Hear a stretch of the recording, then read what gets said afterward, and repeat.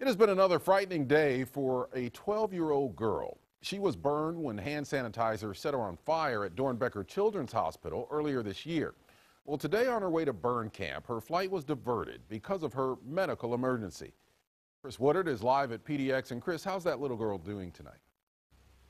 Yeah, first things first, Ken. Tonight, Ireland Lane is doing well. She is going to be okay. As a matter of fact, a few minutes ago, she actually did get on another plane to try and head south to this burn camp after all. But today's scare in the air is just the latest chapter for this little girl that has already been through so much.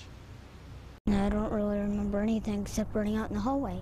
It was a story that grabbed the nation's attention. 12-year-old cancer survivor Ireland Lane in her bed at Doernbecher Children's Hospital when a mix of hand sanitizer, olive oil, and static electricity set her on fire.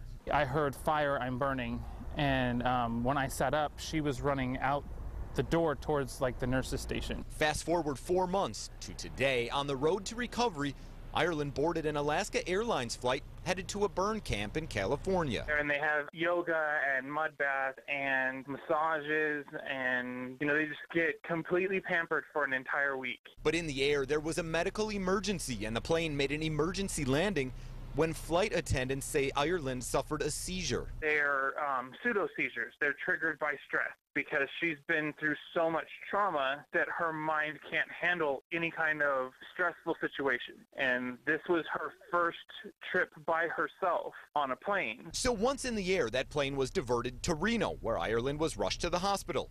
She got the all clear, flew back to Portland to get on a new plane, and eventually headed to the camp in California once again. When they said that as long as she's fine, they'll put her back on the plane and she can continue her trip, then Ireland was much happier.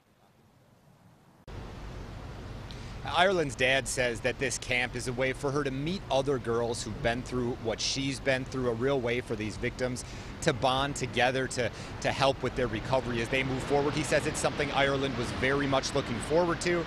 And again, we're happy to report tonight it is an opportunity she will get after all on her way down to that camp right now.